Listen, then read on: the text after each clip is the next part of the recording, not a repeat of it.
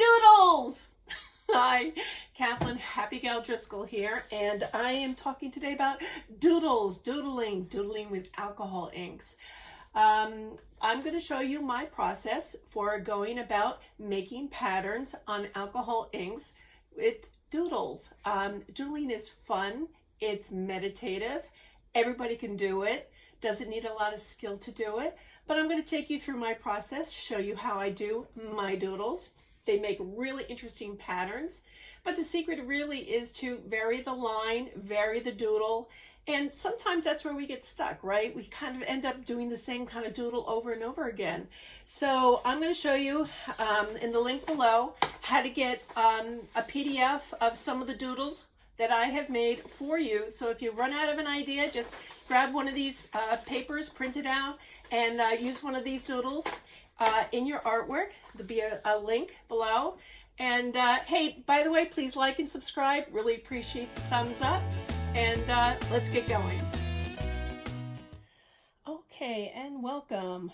So I am just kind of playing around today with this alcohol ink that I created a while back. It's just on a piece of Yupo. Well, I used a lot of it. So I made this several times, and I kind of like the way the colors turned out on this. I have a nice variety of colors, nice variety of textures, but I'm going to mark it up a bit. I'm a graphic designer by trade, so I can't help but want to mark it up more. So what I've been doing lately is drawing on top of my images with simple lines, flowers, colors, shapes, and I'm really liking the result. So I wanted to show you my process. Number one, this is I have a turntable, so I can, I don't have to move the paper as much as I just move the turntable. My favorite to do is a Sharpie on here. So it's a white oil-based Sharpie, and actually this one's water-based, but I use water-based and oil-based because they show up more. I'll show you how the jelly roll works on here. It does work, but it tends to fade into the alcohol ink. So if you're looking for something a little milder, you might want to use that.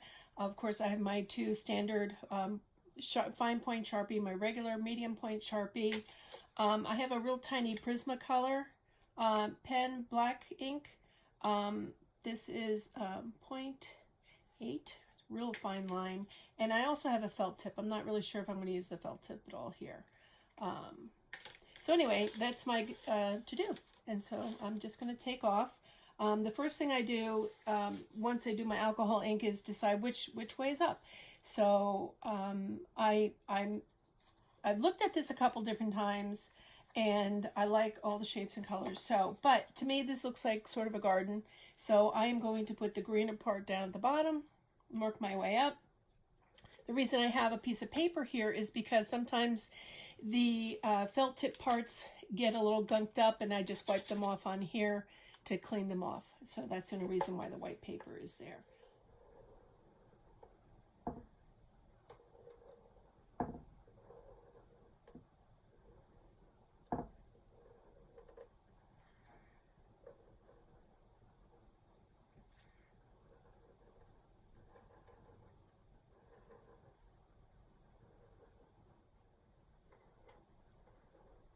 And here it's all about pattern and repetition.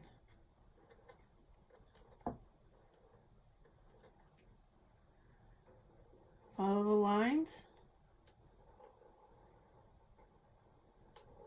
Make up for you as you go along.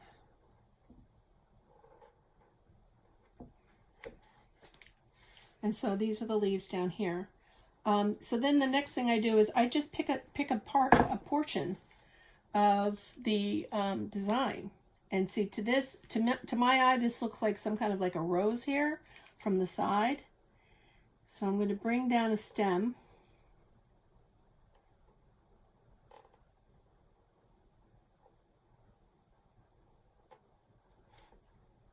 and I'm going to bring this around, bring that around. And there's really no right or wrong way to do this. It's up to you, your image, how it looks to you.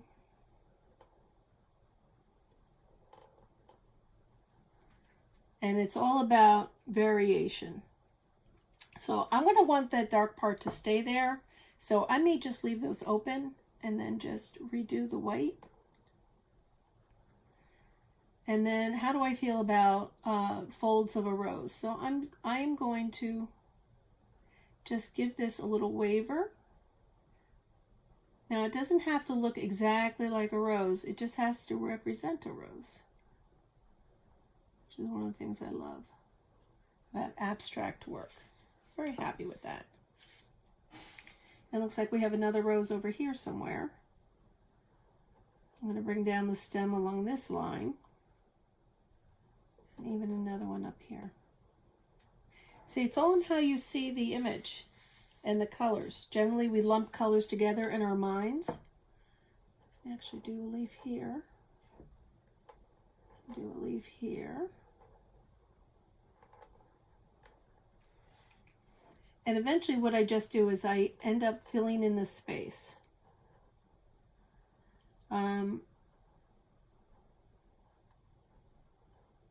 And I try not to repeat the same pattern too close together. Of course, we're going to have repeating patterns in between patterns. I just fill in the space.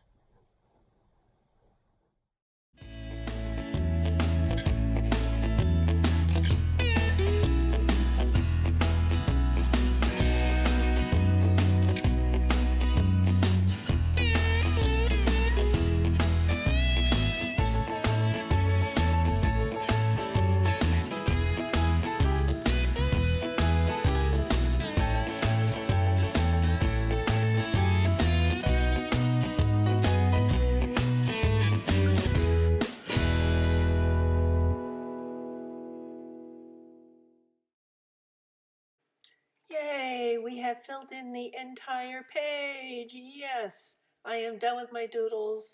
This took me about 35 minutes for 5x7. I kind of like the way it looks. I'm looking at it, all different angles. But I noticed we lost a lot of contrast of the original alcohol ink by adding all the white Sharpie to it.